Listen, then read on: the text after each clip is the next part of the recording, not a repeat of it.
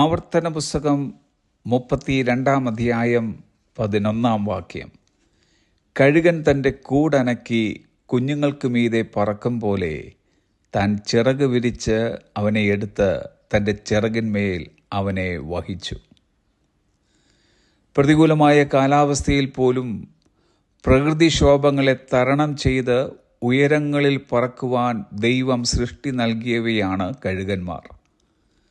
ഈ കഴുകന്മാർക്കുണ്ടാകുന്ന കുഞ്ഞുങ്ങളും ഇതുപോലെ പറക്കുവാൻ തള്ളക്കഴുകൻ ആഗ്രഹിക്കുകയും അതിനായി പരിശ്രമിക്കുകയും ചെയ്യുന്നു.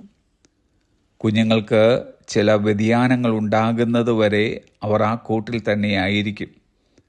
ഉയരങ്ങളിലേക്ക് പറക്കുവാൻ തക്കതായ പ്രാപ്തിയും ധൈര്യവും ലഭിച്ചു കഴിഞ്ഞു എന്ന് മനസ്സിലാക്കുന്ന തള്ളക്കഴുകൻ പതുക്കെ തൻ്റെ കൂടനക്കി കുഞ്ഞുങ്ങളെ പറക്കുവാൻ അനുവദിക്കുകയും കുഞ്ഞുങ്ങൾക്ക് മീതെ തള്ളക്കഴുകൻ ചിറക് വിരിച്ച് പറക്കുകയും ചെയ്യുന്നു.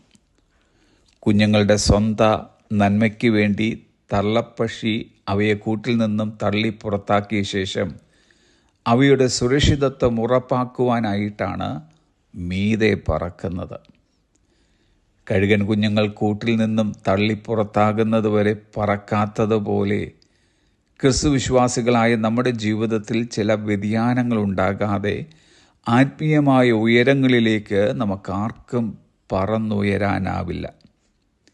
നമ്മിൽ തന്നെ ഉണ്ടാകേണ്ട സ്വഭാവ രൂപീകരണവും സമർപ്പണവും ദൈവാശ്രയവുമൊക്കെ ഇല്ലാതെ ഉയരങ്ങളിലേക്ക് പറക്കുവാൻ നമുക്കാവതില്ല.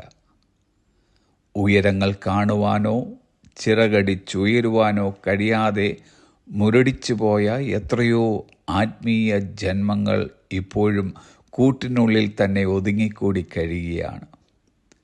ഇവിടെ നാം വളരെ ഗൗരവമായി തന്നെ നമ്മുടെ ആത്മീയ നിലവാരം വിലയിരുത്തേണ്ടിയിരിക്കുന്നു. കർത്താവായ യേശുവിനെ രക്ഷിതാവായി സ്വീകരിച്ച് പൊതു സൃഷ്ടിയായി മാറിയ പലരും ഇപ്പോഴും പഴയകാല ശൈശവ സ്വഭാവങ്ങളിൽ തന്നെ ആയിരിക്കുന്നത് വളരെ ആശ്ചര്യകരമാണ്.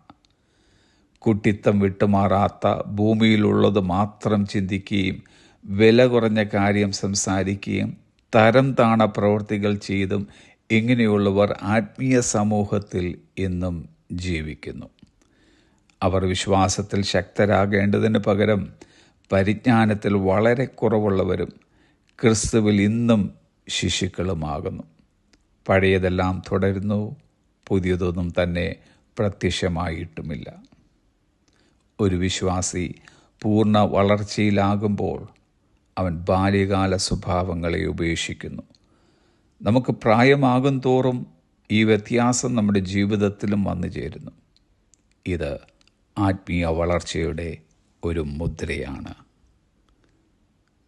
Have a blessed day.